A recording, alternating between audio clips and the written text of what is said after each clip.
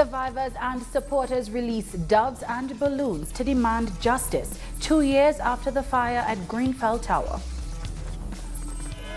Roads blocked and the country paralyzed as Brazilian workers hold a general strike. And CARICOM and Cuba meet in Guyana. They condemn blockades and foreign intervention. The member states. Hello and welcome to Telesur. I'm Polo in Quito, and this is from the South. The United States' request to extradite the WikiLeaks founder Julian Assange from Britain will go to a full hearing in February next year.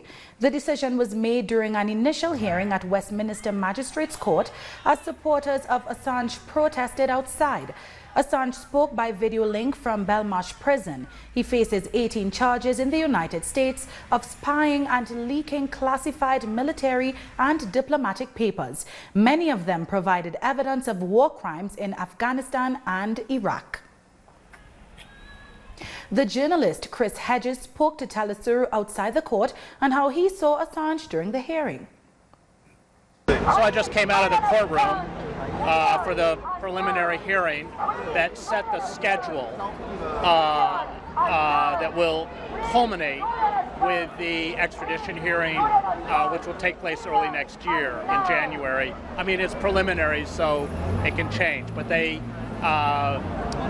set that out. The next meeting is July 31st, then in October, then in December, and then and Julian was in. We could see Julian by video link. I visited him. I know Julian. He looked thin, but not. I didn't see any evidence of grave ill health. He spoke.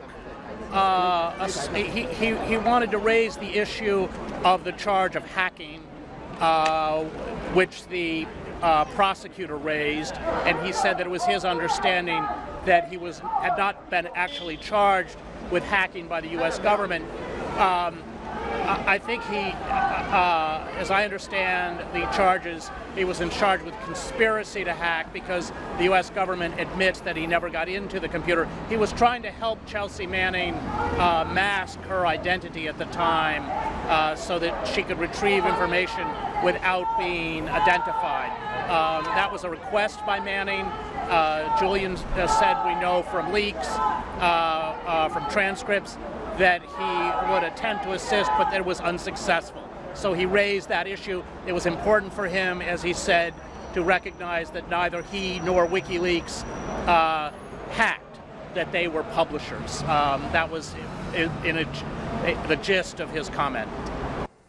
Thousands of people have taken part in a silent march of remembrance in London to mark 2 years since the Grenfell Tower fire, which killed 72 people. Before the walk, survivors and relatives released doves and green balloons to honor the victims. The marchers wore green sashes and carried banners which read "Justice for Grenfell" as they made their way through the streets of North Kensington, near where the tower is located. The Labour Party leader Jeremy Corbyn accompanied the march. In the early hours of June 14, 2017, the 24-story West London Tower had turned into a death trap.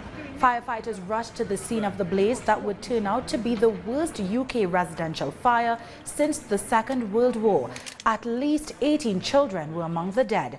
2 years on, there is rising anger at the slow pace of justice and continued risks posed by buildings using similar combustible materials to those in Grenfell. A day of remembrance began with a morning memorial service at nearby St. Helens Church, where families were joined by government ministers who this week were accused of stalling on action to prevent similar tragedies. A number of events have been taking place to mark the second anniversary of the disaster.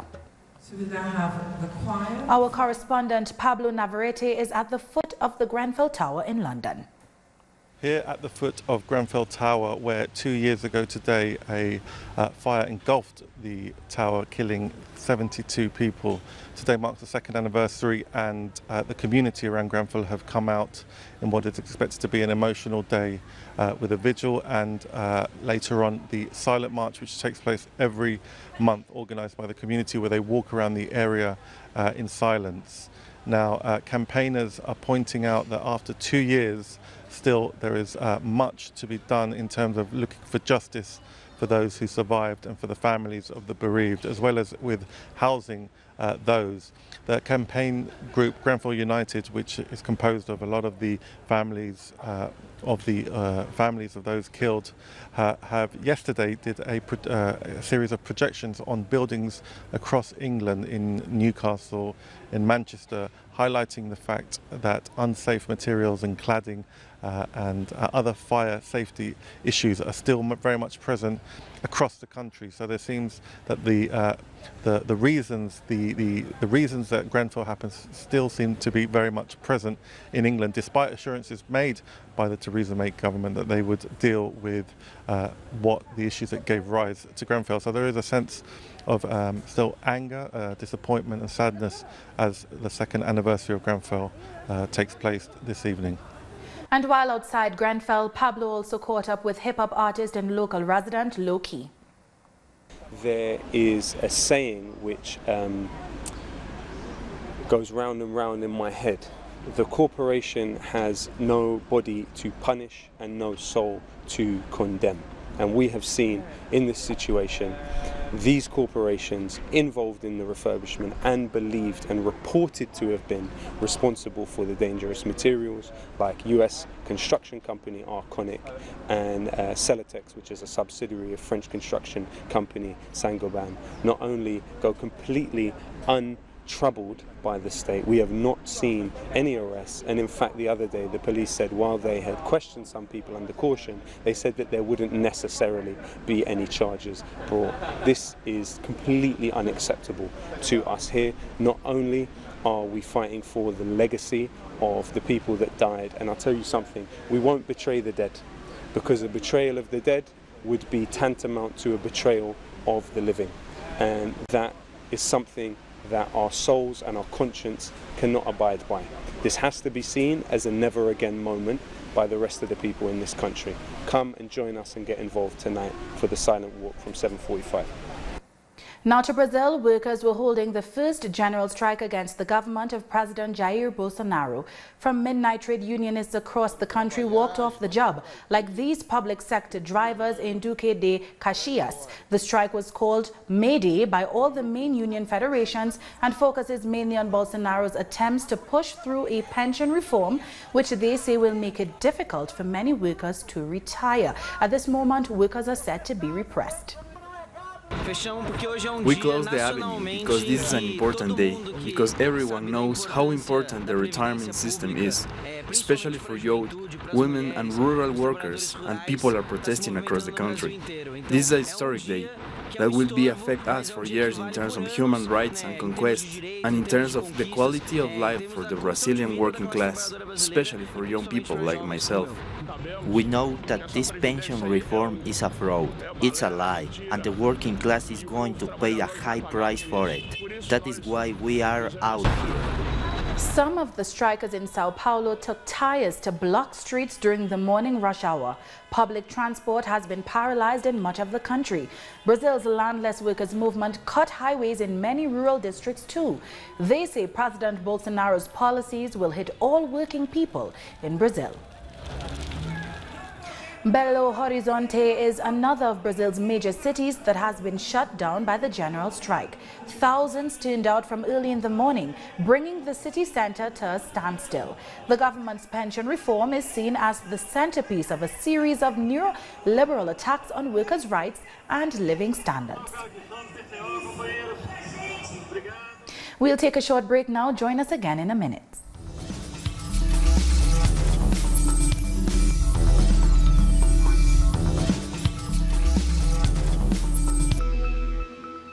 Welcome back. The ministerial meeting between the Caribbean Community CARICOM and Cuba is underway in Guyana. The foreign ministers of the 14 CARICOM countries and Cuba are meeting to promote solidarity and regional integration. At the opening ceremony, CARICOM reiterated its call for an end to the U.S. blockade against Cuba, while also rejecting U.S. intervention in Venezuela. Recent actions against Cuba revive memories of that period, including the tightening of the unjust economic and financial embargo implemented earlier this month. The community reiterates its call for an immediate and unconditional end to the economic, commercial and financial embargo imposed by the government of the United States of America against Cuba. CARICOM also rejects especially the unilateral and extraterritorial nature of these actions. CARICOM and Cuba both support the importance of multilateralism in the conduct of international affairs. We both adhere to the principles enshrined in the United Nations Charter, including non-interference, non-intervention in the internal affairs of states, prohibition of the threat and the use of force, respect for sovereignty, adherence to the rule of law, respect for the constitutional framework and democracy, and the right of people to self-determination. For both of us, it is critical that the Caribbean region remains a zone of peace. Cuba's foreign minister spoke of the historical importance of uniting the Caribbean as he quoted revolution leader Fidel Castro. We, the Cuban people, say to the men and the women who have made this region a group of countries with their own voices, dignity and independence in their foreign policies, that in this place the feelings of the leader of the Cuban Revolution, Fidel Castro, are still true. While speaking to his close friends, he said that no circumstances could change the interests and the will of Cuba to strengthen the ties of friendship and cooperation. And we will not hold back in our efforts to achieve regional integration between our people, unquote.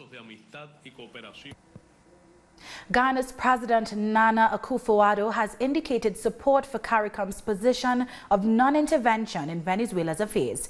He made the statement during a two-day working visit to Barbados. President Akufo-Addo was greeted by Prime Minister Mia Mottley when he arrived earlier on Friday. The Ghanaian leader was scheduled to address the Barbados Parliament, an historic occasion, as this will be the first time a foreign dignitary will speak in the Senate. Speaking at a joint media conference shortly after his arrival, the Ghanaian leader vowed to take CARICOM's position on Venezuela to the Economic Community of West African States, ECOWAS. Basically, our attitude will always be to follow and support the part of our alliance, if you like, Africa, Caribbean, Pacific, that is directly engaged. If the Caribbean nations have a particular position, I believe that it will be relatively easy for ECOWAS and the African Union to support that position. So in that respect, I don't speak as a Ghanaian leader, I speak as one of the leaders of ECOWAS, one of the members of ECOWAS, and speaking in the sense of being able to transmit. We're about to meet in ECOWAS at the end of this month. I'll be in a position to give first-hand information to them as to the stance of our brothers and sisters here in the Caribbean. United Nations Declaration is premised on the principle of non-intervention, and that whatever else we do, the situation in Venezuela is a difficult situation, but that we must respect the precepts of non-intervention, as we've explained to the Barbadian people and CARICOM people over and over, but that we must promote at all costs dialogue, because we believe first and foremost that this region must remain a zone of peace, and that we must respect the right to self-determination of individual states. The People's Militia is one of the most ambitious projects of the Bolivarian Revolution. It holds the idea by Hugo Chavez of unity between civilians and the military. Here is another in our series of reports on people's power in Venezuela. In this barracks, around 200 militiamen train daily. They learn to handle weapons and practice martial arts. They're organized in People's Defense Units, each made up of 30 militiamen or women, grassroots bodies with a presence in communities and strategic industries throughout the country. The militia was created to serve the nation wherever it was needed. We manage operation to provide healthcare, food, training for children, and help for the elderly. We are a vast patchwork of wisdom and knowledge, ready to give everything for this country. We have engineers, doctors, nurses, housewives. But above all, we have a level of awareness and love, which is what motivates us. In the current context of economic crisis, the militia is taking on tasks to ensure food security in the country. They help distribute the food boxes of the local supply and production committees, or CLAPs, and develop urban agriculture to promote food sovereignty for the Venezuelan people. The enemy, the North, the United States, have squeezed the state's ability to import food. So we have to produce our food. And that's why the Commander-in-Chief is calling for the entire population to join in production. This will help overcome the blockade against us. On April 13, 2019, the militia commemorated 10 years of its existence by presenting more than 2 million combatants in a massive parade. Their members continue to train in defense techniques. The Bolivarian militia is one of the pillars of the revolution. At this moment, it is one of our greatest strengths. We work together as part of the people in the arms, trained, organized and prepared. In fact, the militia is the people defending the people. Conceived by Hugo Chavez as the people in arms, the militia is an organization with deep ideological and political roots. This won't fail because with all they've done to us, they give us strength. We continue to fight and resist. We are strong. We are war horses. We fight on any terrain. So make no mistake, Chavez sowed in good soil, and we are the fruit of that. The Bolivarian militia is one of the backbones of popular support for the Bolivarian process. At least 6,000 National Guard officers are now stationed at Mexico's southern border, an operation which began on Tuesday. It's part of the migration agreement signed with Washington. Foreign Relations Secretary Marcelo Ebrard provided the update during President AMLO's morning news conference. He said that they will meet with the U.S. to talk about the entry points and the number of migrants who are requesting asylum in the United States. Ebrard also decried the business of human trafficking, which generates more than $6 billion annually on the route from Central America to the United States. Meanwhile, Mexican President López Obrador says that they will watch for the well-being of migrants. The more efficient and most human way to face the migratory phenomenon in the United States and in any other country or region of the world is by attending to the reasons which are at the root of why people have to leave their native places. This should not be resolved with force or with coercive measures.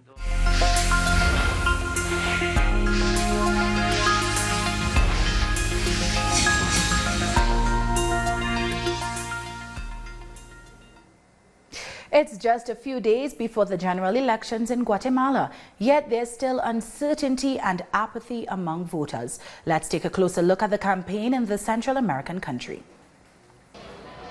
The latest polls show that a large swath of society remains undecided, with 48% of those asked still unsure of their pick for president. Although voting is 2 days away, people remain unenthusiastic about the candidates. It's the same thing over and over. They make promises and never deliver. They didn't present us with enough information about themselves. There wasn't enough time to get to know them during the campaign, so we have a lot of doubt. Political analysts say that this lack of interest in the June 16th presidential elections is due to voters' uncertainty in who would be their final presidential candidates. This when at the end of the campaign, the Constitutional Court left 4 candidates out of the race, 2 of whom were battling for second place in voter preference.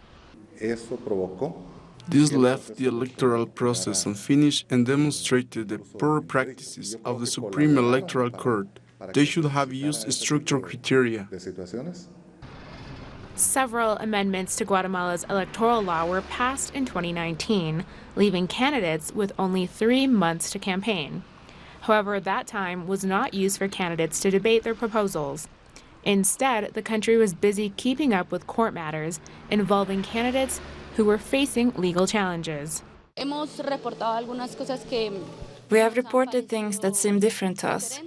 We've also talked about the uncertainty caused by the judicialization of the process, but we see it as a legitimate process. We know the tribunal had challenges to overcome as a result of the reforms. Nevertheless, we see this as an excellent opportunity to reaffirm democracy in the country.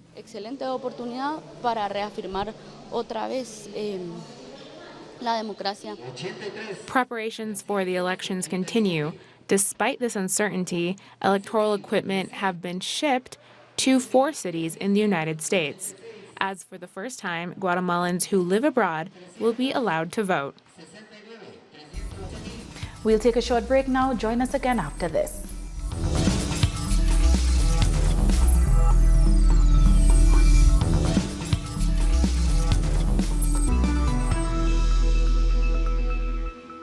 Welcome back. Iran is denying responsibility for Thursday's attacks on oil tankers in the Gulf of Oman. U.S. Secretary of State Mike Pompeo had said that Washington believes Iran was behind the incident, adding that the U.S. had made its assessment based on intelligence about the type of weapons used. But Iran has dismissed the claims. In a statement, the Iranian mission to the UN said Iran categorically rejects the U.S. unfounded claim with regard to the June 13th oil tanker incidents, and condemns it in the strongest possible terms. Shifting gears now, police fired tear gas and arrested protesters in Senegal that were demonstrating against the president's alleged involvement in an oil deal scandal. More than 20 people were detained as police dispersed gatherers in the capital on Friday. Protesters are demanding answers after an international report revealed that President Macky Sall's brother received millions of dollars in kickbacks from the country's natural gas sector. A civil society group called for protests over the scandal. I am here to protest, and I have the right to do just that, like everyone. We will not be silenced. Politics is about the interest of all in Senegal. This is just the beginning. Residents of a Ugandan town bordering the Democratic Republic of Congo are on high alert as the Ebola virus has claimed 2 lives. Traders have expressed concern about the spread of Ebola and are taking precautions. This follows the deaths of a 5-year-old boy and his grandmother who died this week after crossing over from the DRC. Authorities in Uganda have been on high alert since the detection of the pandemic. It's really so alarming that we are now scared. People are trying to limit their movement. They feel like going to the market now can affect them. So business is getting somewhere at a standstill, which is right for the purposes of safety, because it's confirmed that Ebola, we have so far confirmed the 2 victims which have been buried under the decent way of burial in accordance to the healthy standards. So we are really worried. Meanwhile, health workers controlling the Ebola virus are worried about the porous border.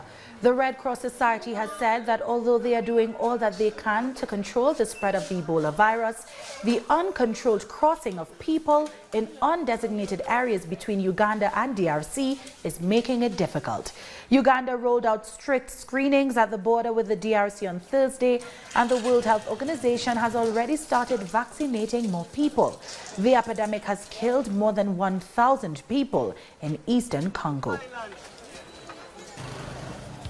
We've come to the end of this news brief. You can find these and many other stories on our website at telesurenglish.net. And join us on social media, Facebook, Twitter and Instagram. For Telesur English, I'm Doris Polo. Thank you for watching.